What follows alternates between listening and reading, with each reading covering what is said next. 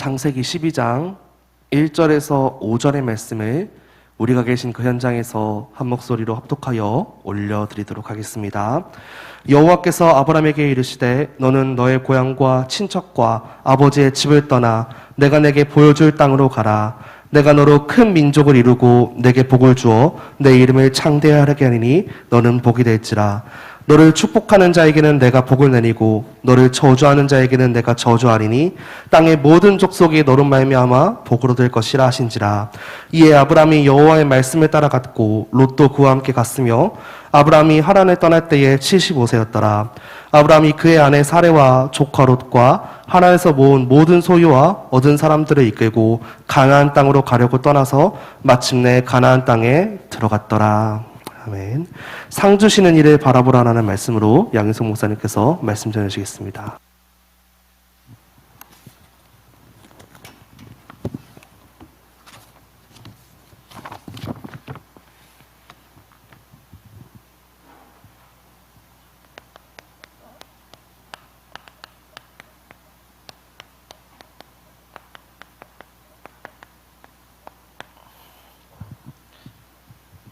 예, 우리 옆에 사람과 함께 인사 나누도록 하겠습니다. 상 주시는 이를 바라보시기 바랍니다. 또 옆에 사람과 한번 인사 나눠볼까요? 믿음으로 승리하고 계십니까? 어떠십니까? 예레미야 33장 1절 3절에 보면 참 예레미야가 시대들에 갖춰준 게 참 감사한 일이 참 많은 것 같습니다. 왜냐하면 어려운 상황 속에서 하나님이 그렇게 역사하시는 걸 보니까 매 순간마다 이렇게 적용이 돼서요. 예레미야가 시대들에 갇혔을 때 여호와의 말씀이 두 번째로 임하니라. 하나님의 시작은 말씀의 임함과 같이 시작되는 줄 믿으시기 바랍니다. 그래서 우리가 예배의 자리에서 새로운 시작을 볼 수 있는 겁니다. 오늘도 하나님 우리에게 말씀하십니다.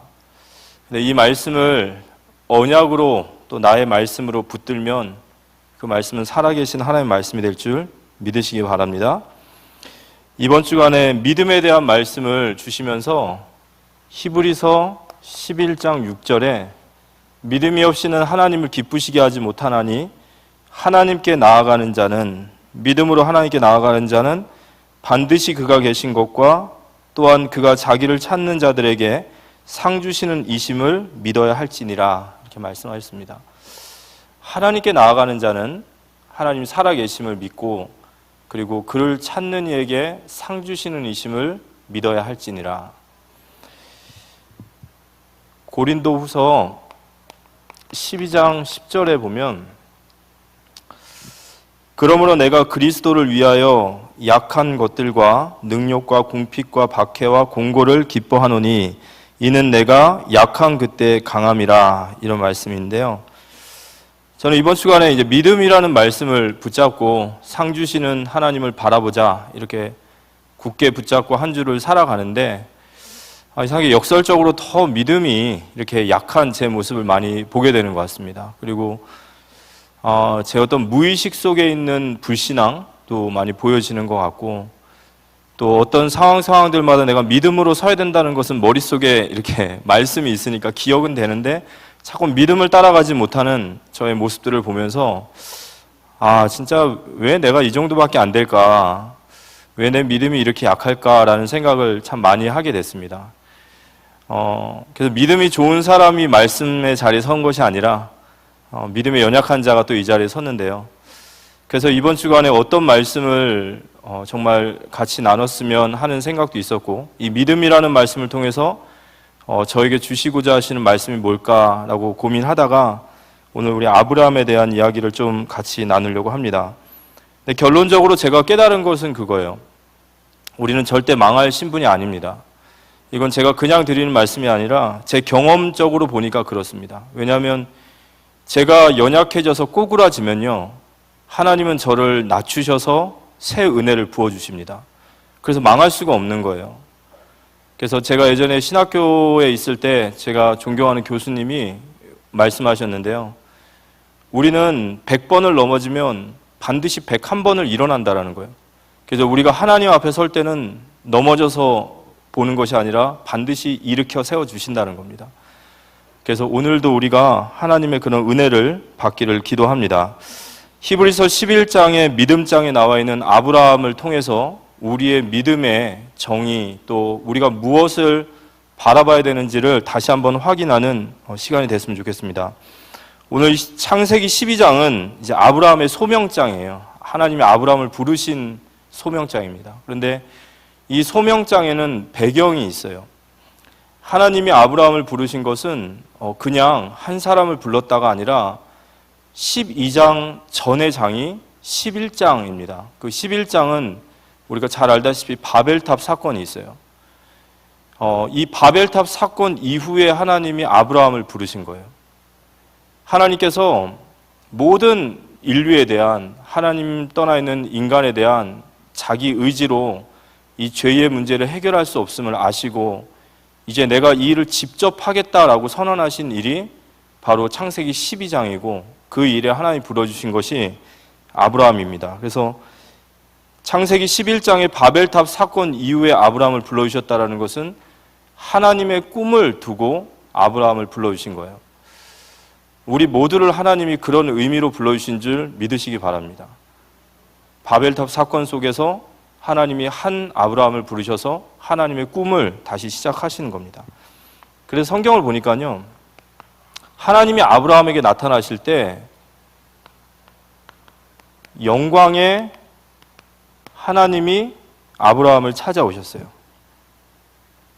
영광의 하나님이 나타나십니다.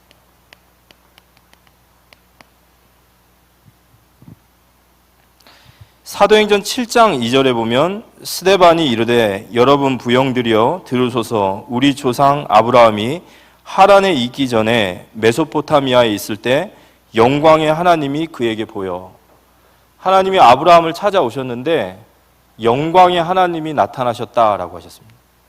근데 어디로 찾아오셨냐면 메소포타미아 지역에 찾아오셨다라고 그래요. 그 말은 우리가 잘 알지만 아브라함의 가문은 이 메소포타미아 지역의 갈대아 우르라고 하는 이곳에서 우상 숭배하던 가문이었어요. 그러니까 하나님이 처음 아브라함을 찾아가셨을 때 영광의 하나님으로 아브라함을 찾아가신 거예요. 그래서 여호수아서 24장 2절에 보면 여호수아가 모든 백성에게 이르되 이스라엘의 하나님 여호와께서 이같이 말씀하시기를 옛적에 너희의 조상들 아브라함과 그 모든 조상들을 곧 아브라함의 아버지 나홀의 아버지 데라가 강 저쪽에 거주하며 다른 신들을 섬겼으나 그랬습니다. 그래서 아브라함의 가문은 우상 숭배하던 가문이다. 예수 잘 믿고 하나님 잘 섬기던 가문이 아니라 하나님 떠나서 우상 숭배하던 갈대아 우르에서 우상 숭배하던 가정에 하나님께서 그 아브라함에게 나타나셨어요. 근데 영광의 하나님으로 나타나신 거예요. 영광의 하나님으로 나타났다. 이게 어떤 의미인지는 사실 잘 모릅니다. 뭐 꿈속에 말씀으로 나타나셨는지, 아니면 계시를 하셨는지, 아니면 어떤 상황을 주셨는지. 근데 어쨌든 이런 상황들을 만나고 나서 아브라함이 이게 굉장히 아브라함에게 중요한 사건이었던 것 같아요. 그래서 이걸 그 당시에 가족 단위로 있다 보니까 족장 시대다 보니까 그 족장의 우두머리인 아버지 데라에게 이 얘기를 했겠죠. 아버지 하면서 이렇게 얘기했겠죠. 그래서 창세기 11장 31절에 보니까 데라가 이 아브라함의 말을 듣고 나서 31절에 보니까 데라가 그 아들 아브라함과 하란의 아들인 그의 손자 롯과 그의 며느리 아브라함의 아내 사레를 데리고 갈대아인의 우르를 떠나 가나안 땅으로 가고자 하더니 하란에 이르러 거기에 거류하였더라. 데라가 아브라함의 이야기를 들었어요. 왜냐하면 족장 시대의 족장, 곧 그 가문을 이끄는 우두머리였기 때문에 데라에게 이야기를 상의했더니 데라가 그 말을 듣고 나서 온 가족이 갈대아 우르를 떠납니다. 당시의 족장 시대에는 자신의 어떤 마을이나 고을을 떠난다는 것은 그 생명을 담보로 하는 거기 때문에 결코 쉽게 움직이는 자리가 아닙니다. 그러면 무엇이 데라로 하여금 자신의 마을, 자신의 고향을 떠나게 만들었냐. 그래서 저는 이 영광의 하나님이라는 부분을 아브라함에게 하나님 계시했다라고도 할 수 있지만 어쩌면 이 가문의 하나님께서 어떤 큰 일을 행하셨던 것 같아요. 그러니까 데라로 하여금 무엇인가 결단하게 만들지 않으면 안 될, 그게 뭐 영적인 문제일 수도 있겠죠. 어떤 심각한 문제일 수도 있는 거죠. 저희도 처음 복음을 받을 때, 우리가 갈대아 우리에서 우상 숭배를 내놓고 떠날 때 영광의 하나님이 우리에게 오셨습니다. 근데 성경은 영광의 하나님이라고 하지만 그 모습은 어떻게 보였을지 모르겠어요. 어쨌든 아브라함 가정에 이 영광의 하나님이 오셔서 아브라함에게 말씀하셨고, 아브라함이 데라를 통해서 이제 갈대아 우르를 떠납니다.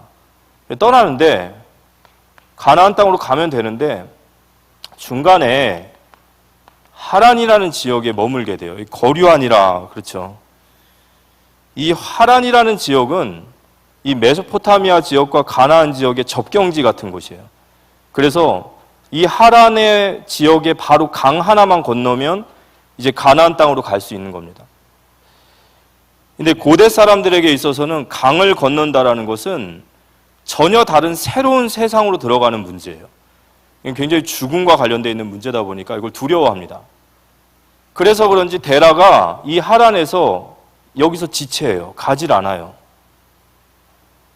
히브리인이라는 뜻이 강을 건넌 사람들이라는 뜻이거든요. 우리 모두 강 건넌 사람들인 줄 믿으시기 바랍니다. 히브리인, 강 건넜다. 전혀 다른 세상으로 온 거죠. 어쨌든 데라가 이곳에 지체를 합니다. 지체를 하다가 창세기 11장 32절에 보니까 이 데라의 죽음이 나와요. 하란에서 지체하다가 데라가 죽습니다. 근데 죽고 나서 아브라함에게 다시 하나님이 임하셔서 가나안을 떠나게 돼요. 그 말은 데라가 죽은 후에 하란을 떠나게 되는 거죠. 근데 공교롭게도 데라라는 이름의 뜻이 뭐냐면 그 이름의 뜻이 지체하다, 지연시키다 라는 뜻이에요. 그러니까 이름대로 가나안 땅으로 가야 되는데 그걸 자꾸 지체하고 지연시키니까 어쨌든 데라가 죽고 나서 가나안으로 가게 됩니다. 한 가장의 죽음을 두고 저희들이 뭐 쉽게 말할 수는 없어요. 그렇지만 하나님이 지금 아브라함을 부르신 것은 창세기 11장의 배경 속에 하나님의 엄청난 계획을 가지고 부르신 거죠. 그런데 그 하나님의 계획이 뭐죠? 아브라함을 부르셔서 그 후손을 통해서 이스라엘의 민족이 나오고 그 언약을 통해 예수 그리스도가 나오고 교회를 통하여 주님이 다시 오실 날까지 어마어마한 하나님의 큰 경륜의 그 응답 속에서 지금 데라를 해석할 수 있어야 돼요. 그래서 어쨌든 데라가 죽은 후에 아브라함에게 하나님께서 두 번째 찾아옵니다. 아브라함에게 다시 찾아오십니다. 이게 두 번째 찾아오시는 거죠. 이 두 번째 찾아오셨을 때 하셨던 말씀이 창세기 12장입니다. 창세기 12장은 아직 하란에 머물 때예요. 데라가 죽고 하란에 머물 때. 이게 아브라함의 소명장입니다. 그래서 창세기 12장 1절 3절에 보면 여호와께서 아브라함에게 이르시되 너는 너의 고향과 친척과 아버지의 집을 떠나 내가 내게 보여줄 땅으로 가라. 내가 너로 큰 민족을 이루고 내게 복을 주어 내 이름을 창대하게 하리니 너는 복이 될지라. 너를 축복하는 자에게는 내가 복을 내리고 너를 저주하는 자에게는 내가 저주하리니 땅의 모든 족속이 너로 말미암아 복을 얻을 것이라 하신지라. 이렇게 아브라함을 부르신 거예요. 이때 아브라함 소명. 아브라함은 그 당시엔 몰랐겠지만 이게 바로 아브라함의 하나님 약속하신 언약이었어요. 이 언약의 약속 속에는 두 가지 약속을 하셨습니다. 하나는 씨에 대한 약속을 해요. 자녀를 주실 것이다. 그리고 또 하나는 땅에 대한 약속을 하죠. 이게 육신적으로 아브라함에게 씨와 땅의 이야기 같지만은 사실 나라를 형성하는 데 있어서는 주권과 백성과 영토가 필요한 거예요. 이 아브라함을 통해서 하나님의 나라를 이루시려는 하나님의 계획이신 거죠. 그래서 하나님의 꿈을 그에게 담아주시는 겁니다. 그래서 약속하셨습니다. 그래서 이 소명이란 뭐냐면요. 소명이란 빌립보서 2장 13절에 보면 너희 안에 행하시는 이는 하나님이시니 자기의 기쁘신 뜻을 위하여 너희에게 소원을 두고 행하게 하시나니. 우리 성도님들은 복음 안에 오셔서 말씀에 귀가 열리시면서 어떤 약속의 말씀을 받으셨습니까? 물론 우리는 세계복음화라는 언약을 하나님 약속하셨죠. 그리고 우리 각자에게 주신 약속이 있으실 거예요. 우리에게 가문에, 또 내 개인의, 또 내 후대에 그 언약의 약속을 받으심이 바로 하나님의 부르심입니다. 그래서 아브라함에게 이런 부르심과 함께 그를 부르셨어요. 그리고 두 번째는 아브라함의 새로운 시작입니다. 이제 갈대아 우르가 아니라 아브라함이 새로운 시작을 하게 되는 거죠. 하나님께서 아브라함에게 이런 약속을 하시면서 아브라함에게 이렇게 명하시는 거예요. 이 모든 언약의 약속을 아브라함에게 행하시기로 약속하시면서 창세기 12장 1절에 보니까 여호와께서 아브라함에게 이르시되 너는 너의 고향과 친척과 아버지의 집을 떠나 내가 내게 보여줄 땅으로 가라. 아브라함에게 명령하세요. 뭐라고 명령하시냐? 떠나라, 이렇게 명령하시는 거예요.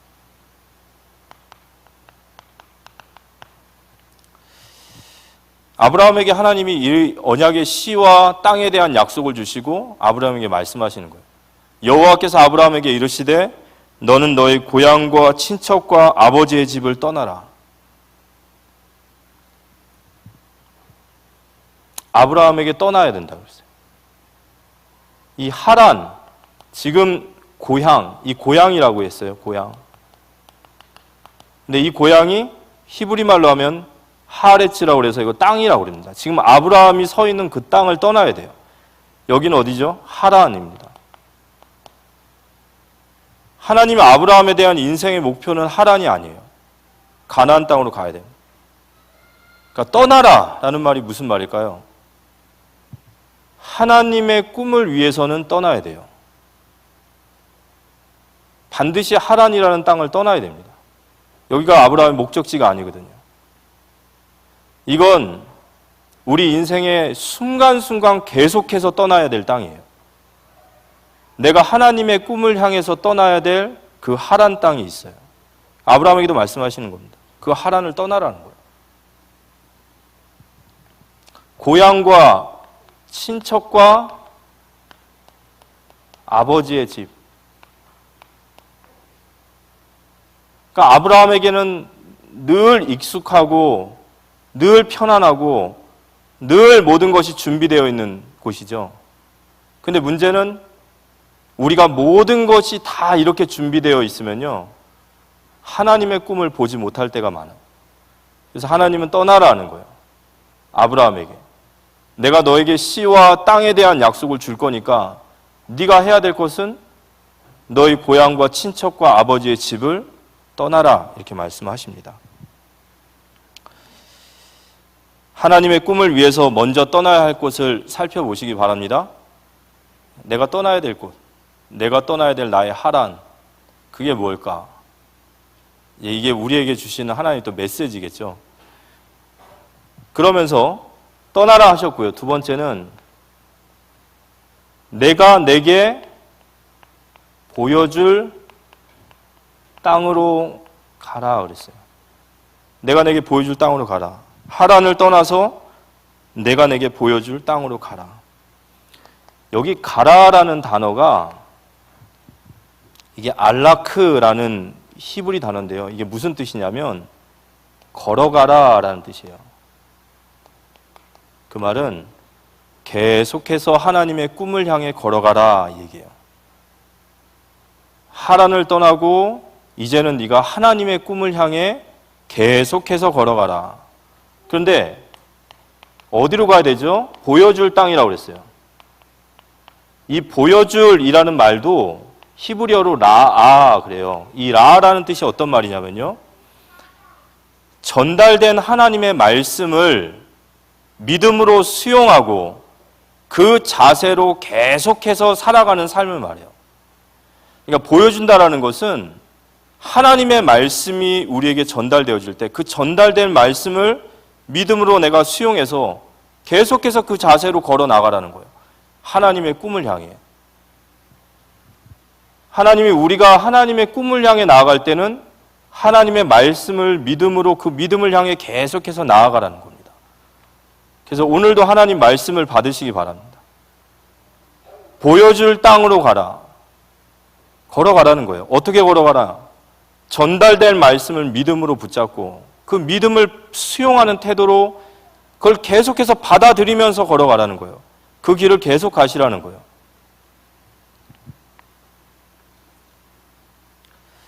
이 보여줄 땅으로 가라 그랬습니다. 그런데 이 말씀을 들은 아브라함이 창세기 12장 4절에 보니까 이에 아브라함이 여호와의 말씀을 따라갔고 룻과 그와 함께 갔으며 아브라함이 하란을 떠날 때에 75세였더라. 이에 아브라함이 여호와의 말씀을 따라갔고, 그래서 아브라함이 하나님 말씀하신 대로 본토 친척 아버지의 집 하란을 떠나서 하나님이 명령하신 가나안 땅으로 그가 그 말씀을 따라서 그 꿈을 따라서 걸어간 거예요. 이에 아브라함이 나아갔다.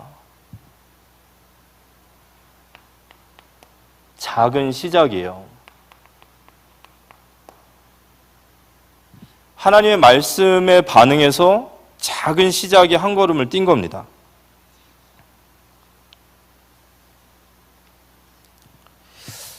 그런데 이 작은 시작에 이게 무서운 거예요. 이 아브라함에게 있어서는 하란을 떠나서 하나님 보여준 땅으로 가라는 그 작은 시작에 여기에 하나님의 꿈이 담겨지니까요. 이게 나중에는 아브라함이 상상치도 못할 큰 하나님의 역사가 일어나는 거예요. 이게 하나님의 일은 그렇습니다. 하나님의 일은요, 굉장히 미비해 보이고 작은 것 같지만 거기에 하나님의 꿈이 드리워지기 시작하면 나중에 그게 큰 나무가 되어져요. 제가 이제 신학교 다닐 때 미랄 선교단체 혹시 들어보셨습니까? 그 맹인 분들을 전문적으로 사역하시는 선교단체입니다. 그 미랄 선교단체의 이재서라는 목사님이 계세요. 그분이 저희 이제 복지 쪽에 교수님으로 계셨었는데요. 그 교수님이 이제 맹인이 되시고서 굉장히 어두운 시기를 지나다가 믿음의 분을 만나서 신앙생활을 하게 되고 그렇게 응답을 받게 됐습니다. 그러다가 이제 신학교 3학년 때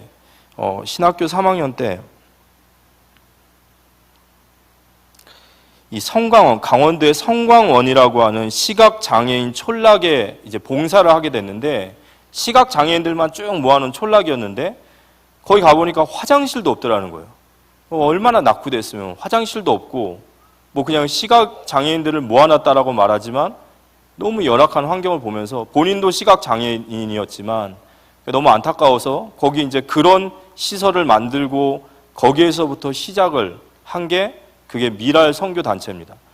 근데 그 선교단체가 한 35년이라는 시간을 지나면서 지금은 약 200여 나라에 150명 이상의 선교사들을 파송을 하고 그리고 그곳에 학교를 세우고 재단을 세우는 우리나라 최고의 미랄 선교단체가 되었습니다.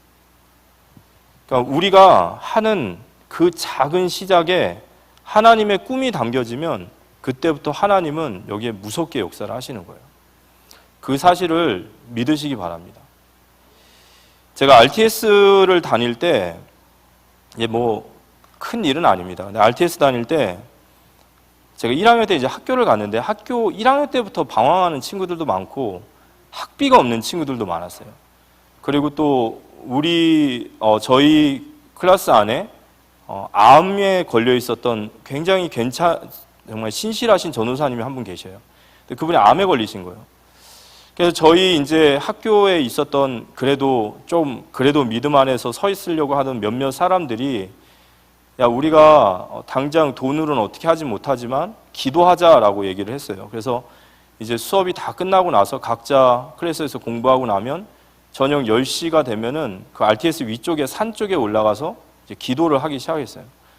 거기서 이제 기도를 하는데 이제 계속 기도했습니다. 모여서 기도하고. 그래서 한 1년 되고 저는 2년 되고 하다가 이제 또 어떤 사정이 있어서 그렇게 됐는데 제가 나중에 이제 학교에 복학해서 와 보니까 학교에 산기도가 시작이 되더라고요. 저희가 시작을 했는데 산기도가 막 시작되더니 나중에는 뭐 RTS 100대 기도 해가지고 막 산에 올라가서 본격적으로 막 기도하고 있더라고요. 그래서 우리가 이렇게 기도했던 씨앗을 하나님이 이렇게 걷어주시는구나 이런 생각을 하게 되는데요.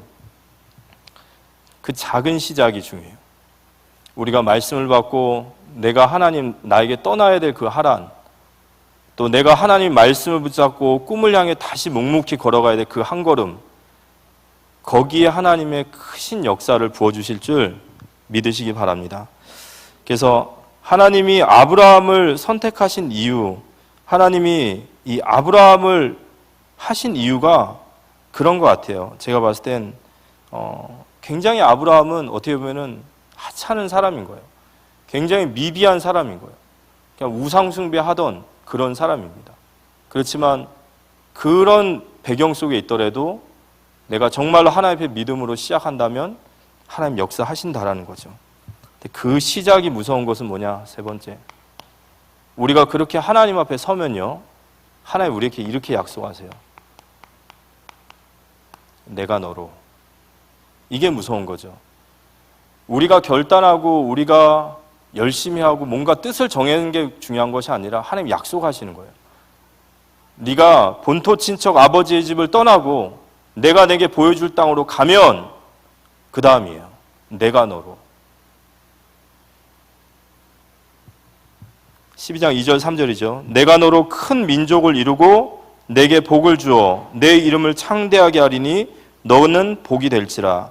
너를 축복하는 자에게는 내가 복을 내리고 내가 저주하는 자에게는 내가 저주하리니 땅의 모든 족속이 너로 말미암아 복을 얻을 것인지라 하신지라. 아브라함에게 얘기하시는 거예요. 큰 민족을 이루게 하겠다. 또 내 이름을 창대하게 하겠다. 너를 복이 되게 할지라. 이렇게 얘기하는데 아브라함 입장에서는 숨이 턱 막힐 수도 있죠. 아니 제가요? 이럴 수 있죠. 그런데 오늘 우리가 붙잡아야 될 중요한 단어가 있습니다. 하나님 우리에게 약속하시는 거거든요. 내가 너로 큰 민족을 이루게 할 것이고 내 이름을 창대하게 만들 것이며 너를 복이 되게 할 것이다. 근데 지금 우리 모습은 그러지 않을 수 있습니다. 그렇지만 우리가 절대 잊지 말아야 될 단어는 내가 너로예요. 절대 이 단어를 잊으면 안 됩니다. 그 말은 하나님이 하신다라는 거예요. 하나님이 하신다라는 겁니다.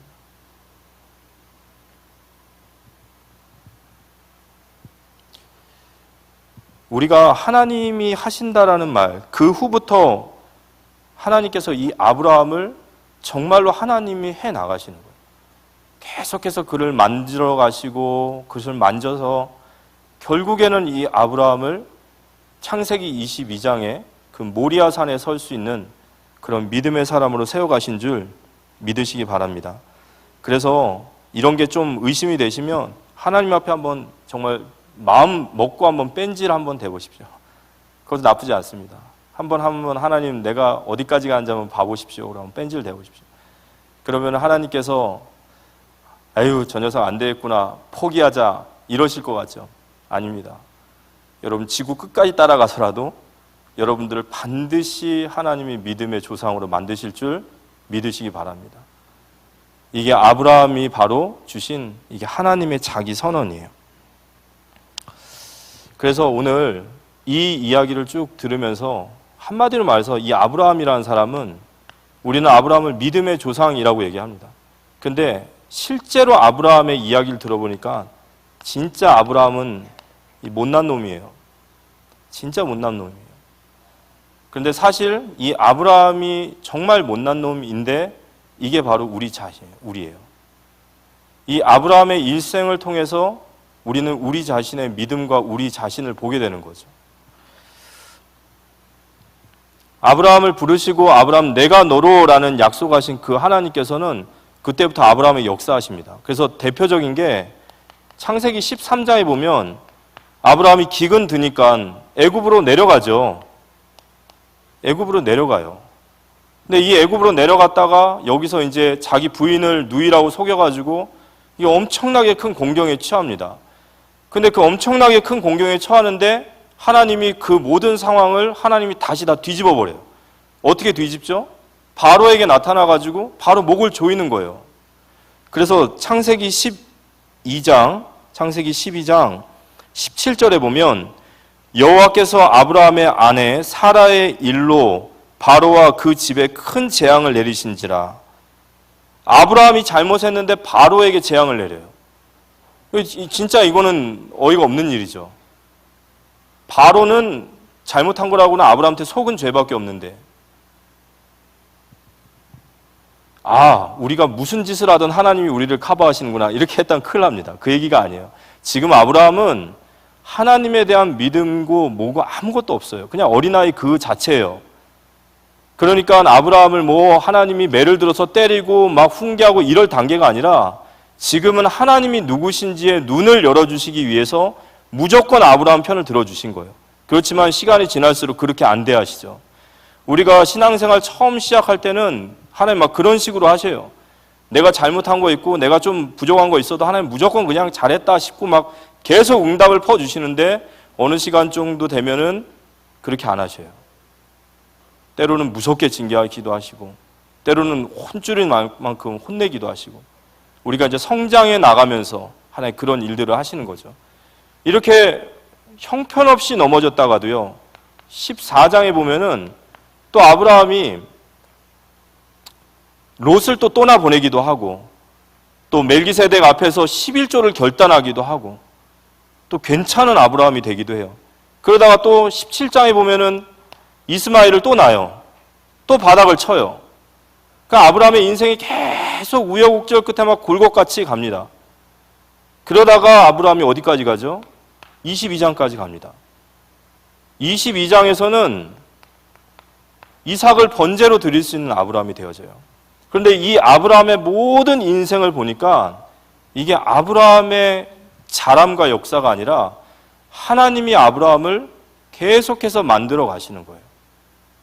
그러니까 이 정말 갈대아 우르에서 우상 숭비던 아무것도 하나님 모르던 이 아브라함을 부르셔서 이렇게 엉망진창인 아브라함을 계속해서 일으키시고 닦아주시고 때로는 훈계하시고 계속해서 만들어 가시면서 결국에 22장에 이삭을 번제로 드리게 하신 그 하나님, 바로 그 하나님이 바로 아브라함의 믿음의 우리의 대상이라는 거예요.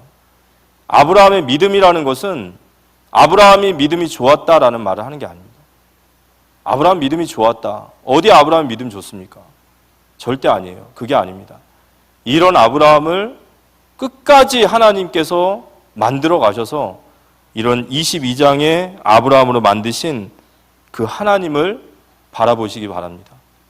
그래서 오늘 결론적으로 상 주시는 하나님을 바라보라 그랬죠. 이게 너무 당연한 말인데 이게 우리 때로는 이걸 잊어요. 믿음이라는 것은 내 믿음을 믿는 게 아니에요. 내가 믿음이 얼마나 좋냐 안 좋냐 이걸 믿는 게 아닙니다. 우리가 믿어라 믿어라 하니까 믿음이 믿는 것이 믿는 거라고 생각해요. 절대 아닙니다. 믿음이란 그 믿음의 대상을 믿는 거예요. 하나님을 믿는 겁니다. 이거 너무도 쉬운 얘기 같은데 우리가 때로는 이걸 잊어요. 우리가 하나님을 믿고 하나님을 바라본다면 우리 자신에게, 우리 환경에 그냥 넘어져 있지는 않을 거예요. 그가 살아계심과 그를 찾는 이에게 상 주시는 이심을 믿으시기 바랍니다. 우리 자신의 믿음을 믿는 게 아니에요. 우리 자신의 굳건한 믿음과 신념이 아니라 우리에게 상 주시는 하나님을 바라보시기 바랍니다. 그게 바로 믿음이에요. 그래서 오늘 하나님께서 우리에게 다시 한번 말씀하시는 거예요. 내가 너를 어디에서 건져냈는지를 다시 기억해라. 하나님의 꿈을 우리 마음에 두고 우리를 건져내셨어요. 그러면서 말씀하시는 거죠. 떠나라 얘기하시는 거예요. 너희 고향과 친척과 아버지의 집을 떠나라. 떠나야 됩니다. 우리가 하나님의 꿈을 향해 나아가기 위해서 먼저 하란을 떠나야 돼요. 오늘도 우린 떠나야 됩니다. 그리고 내가 보여줄 땅으로 가라 그랬습니다. 하나님 말씀을 예사로 듣지 마시고요.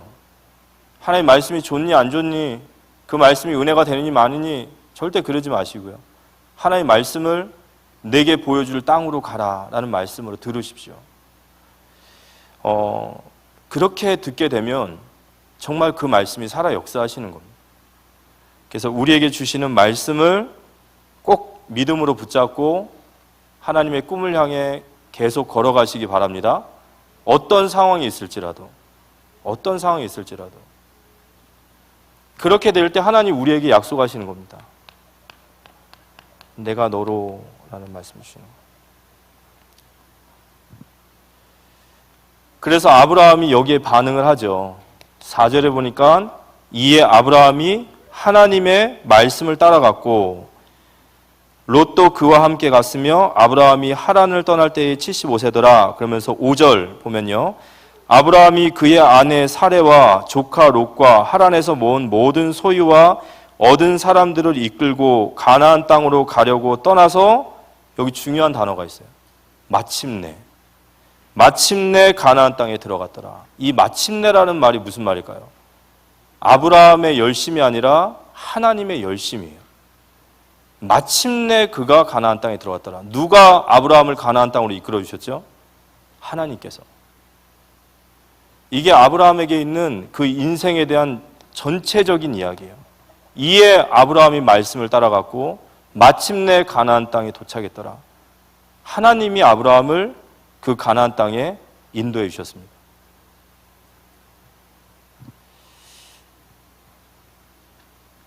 그래서 우리가 하나님의 열심이라는 말을 하는 거예요. 하나님 우리에게 열심이셔요. 그리고 하나님 우리에게 성실하십니다.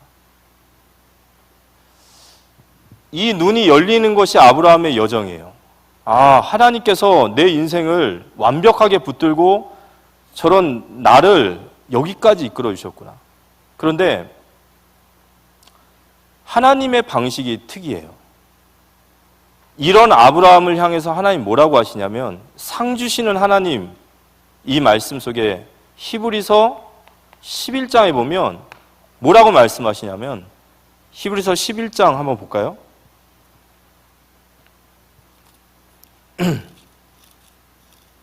히브리서 11장 8절 제가 한번 읽어보겠습니다. 믿음으로 아브라함은 부르심을 받았을 때에 순종하여 장래의 유업으로 받을 땅에 나아갈새 갈 바를 알지 못하고 나갔으며. 맞습니까? 아브라함이 순종하고 갈 바를 알지 못하고 갔나요? 아니에요. 하나님이 아브라함을 끄집어내신 거죠. 히브리서 11장에 또 보면요, 어떤 말씀이 있냐면 17절, 아브라함이 시험을 받을 때 믿음으로 이삭을 드렸으니 그는 약속들을 받은 자로 돼 그 외아들을 드렸더라. 이게 무슨 의미냐면 이런 거예요. 사실 하나님이 다 하신 건데 하나님은 이걸 아브라함이 잘했다라고 말씀하시는 거예요.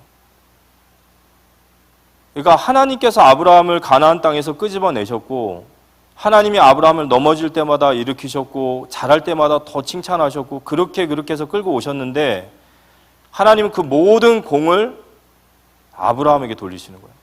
네가 잘했다. 네가 잘한 거야. 정말 우리 하나님 좋으신 하나님이신 줄 믿으시기 바랍니다. 하나님이 우리에게 어떤 말씀을 하실 때는 항상 하나님은 우리에게 항상 더 좋은 것을 주시고, 하나님이 다 하셨는데 그걸 우리가 잘했다라고 칭찬하시는 하나님이세요. 이런 과정을 겪어서 창세기 22장에 아브라함이, 끝으로 이 말씀 드리고 마치겠습니다. 22장 4절에 보면 아브라함에게 하나님께서 모리아산에서 이제 번제로 이삭을 드리라라고 말할 때 아브라함이 즉각 거기에 순종을 하죠. 그리고 22장 4절에 보면 제3일에 아브라함이 눈을 들어 그곳을 멀리 바라본지라, 이런 말이 있어요. 이게 이제 우리 CCM 찬양에 보면은 주님은 산 같아서라는 찬양에 보면 이런 찬양이 있죠. 아브라함이 눈을 들어 산을 봤어요. 무엇을 봤을까요? 산은 그 당시에 사람들에게 있어서 산이라는 것은 항상 자신이 섬기는 신이 있다라는 그런 위치적인 곳이에요. 아브라함이 이삭을 번제로 드릴 수 있었던 것은 아브라함의 믿음이라고 말하지만 사실 지난 25년 동안 아브라함을 이끌어 주신 하나님을 이제 아브라함이 아는 거예요. 하나님이 나를 갈대아 우리에서 우상 섬기던 나를, 거기서 그렇게 버티기던 나를 하나님 기어이 나를 빼내셔서 그 25년 동안 나를 만드시고 그 만드신 하나님을 바라보니까요, 그 하나님은 나를 정말로 인도하신 하나님이시고 나를 항상 나를 세우시는, 내게 늘 가장 좋은 것을 주신 그 하나님이신 것을 안 거예요. 그 하나님을 바라보니까 지금 당장 이삭을 번제로 드리라고 하는 그 이유를 다 알지는 못하지만 하나님을 바라보면서 그 일에 순종하게 되어졌습니다. 그 믿음을 만드신 분이 하나님이신 줄 믿으시기 바랍니다. 그래서 이번 한 주간 우리에게 상 주시는 이심을 바라보라. 우리 자신의 믿음이 연약해지고 우리가 우리 자신의 믿음이 왜 그렇게 약할까라고 그런 마음속에 그런 마음들 올 수 있겠지만, 우리가 정말로 바라봐야 될 우리의 믿음, 우리가 진짜 믿음이 뭐냐, 우리가 정말 믿는다는 게 무엇이냐라고 할 때 그것은 이런 아브라함을 하나님 창세기 22장의 아브라함으로 만드신 그 하나님을 믿는 것이 바로 우리의 믿음이고, 그 하나님이 바로 지금 나의 하나님이신 줄 믿고 하나님의 꿈을 향해 다시 한번 믿음으로 걸어가시는 우리 모든 성도님들 되시기를 예수님의 이름으로 기도합니다.